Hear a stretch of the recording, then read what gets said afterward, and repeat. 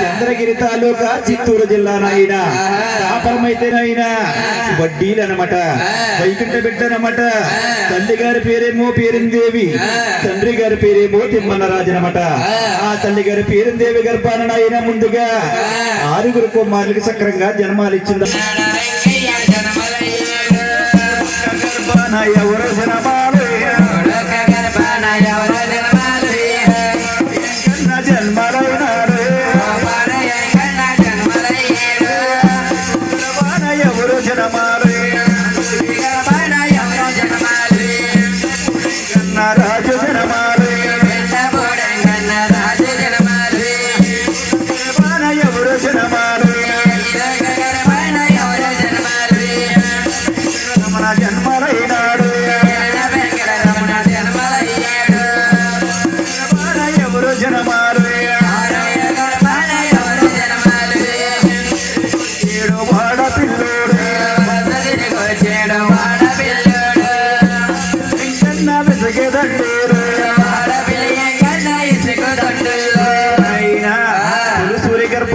పెద్దన్న గోవిందరాజుల వారు 2వ గర్భాన పెన్నడ రంగయ్య రాజు గారు సక్రంగా జన్మాలయ్యారట. 3వ గర్భాన సక్రంగా నాయన ఒప్పాడ వెంకటేశ్వర స్వామి సక్రంగా జన్మాలైనప్పటికీ నాయన 4వ గర్భాన బెండపూడి వెంకటేశ్వర స్వామి సక్రంగా జన్మాలయ్యాడట. 5వ గర్భంలో నాయన వేనపి వెంకటేశ్వర స్వామి సక్రంగా జన్మాలిచ్చినప్పటికీ నాయన 6వ గర్భాన ఎవరు వచ్చారా నాయన? నాయన వరుస తిరిగి వడపిల్లి వెంకటేశ్వర స్వామి సక్రంగా నాయన ఎర్రచందన స్వరూపుడిగా సక్రంగా జన్మాలయ్యాడట. ఆయన 6 కుమారులు కూడా సక్రంగా నాయన తల్లి గారి పేరుంది విలపించుతూ ఉన్నదరా. ఆయన ఎంత చక్కన తల్లి తల్లి పేరమ్మ, చక్కన తల్లి తల్లి పేరమ్మ, బాలల్ని పెంచుతున్నాడు,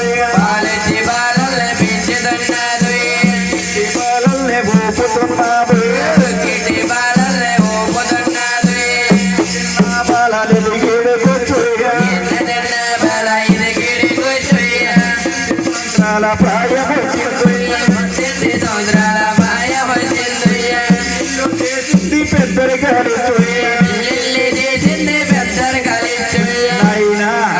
తల్లి గారి పేరు దేవి 6 కుమారుల్ని కూడా సక్రంగా నాయన ఎలా చూసావరా?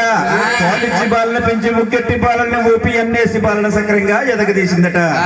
100 బాలను ఎదిగిడికొచ్చి 18 సంవత్సరాల ప్రాయం వచ్చిన తర్వాత సక్రంగా 6 కుమారులకి కూడా సక్రంగా కన్నీళ్ళు వెతికిన ఆయన పెళ్లిళ్ళు చేసి సక్రంగా పెద్దరికాలు ఇచ్చింది గోవింద. అలా ఎవరి రాజ్యాల వల్ల అలా ఏలుపడి చేసుకుంటూ ఉన్నారట. అదే సమయంలో నాయన ఆ తల్లి గారి పేరుంది వెల ఉన్నదరా. చక్కన తల్లి తల్లి పేరమ్మ, ఊర ఎలాగానున్నదిరా తల్లి పేరమ్మ.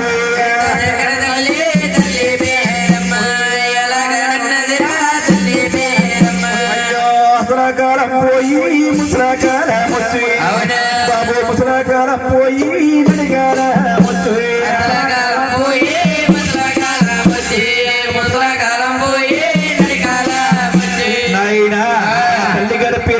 ఉన్నదిరా. ముసలకాలం పోయి ముసలకాలం వచ్చిందట. ముసలకాలం పోయిన ఆయన మరలా నడికాలం వచ్చిందట. అంటే నాయన 60లో 20 అన్నట్టుగా నాయన 60 ఏళ్ల వయసు వచ్చిన తర్వాత తల్లి గారి పేరుందేవికి నాయన 20 ఏళ్ల వయసులో కలిగేటటువంటి కోరికలన్నీ కూడా కలుగుతా ఉన్నాయట. అంటే నాయన మన కలిగదేవ 7 కొండవడ వెంకటేశ్వర స్వామి నాయన ఆ తల్లి గారి పేరుందేవికి సక్రంగా స్వప్నంగా ఇంచి స్వప్నంలో నాయన చెప్తా ఉన్నాడట. అంటే నాయన వెంకటేశ్వర స్వామి నాయన ఆ తల్లి గారి పేరుందేవి గర్భాన ప్రవేశిస్తా ఉన్నాడట. ఆ ప్రవేశించే ముందు నాయన సక్రంగా స్వప్నం గాయించి స్వప్నంలో ఏ విధంగా వివరిస్తా ఉన్నాడరా. అమ్మో అమ్మ జడవకి నా తల్లి జవకి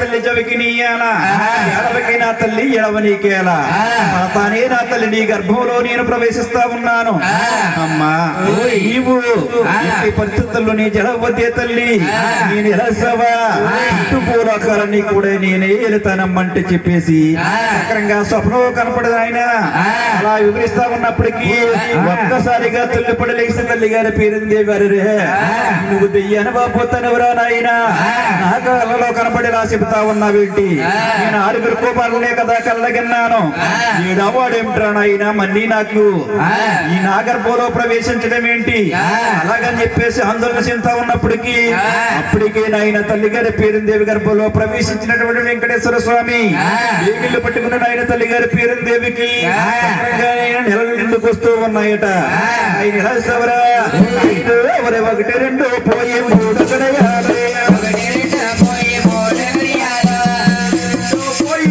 గడియాలు పోయి 7 గడియాలు పోయి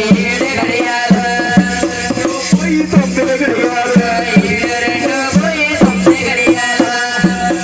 సమరా వచ్చేది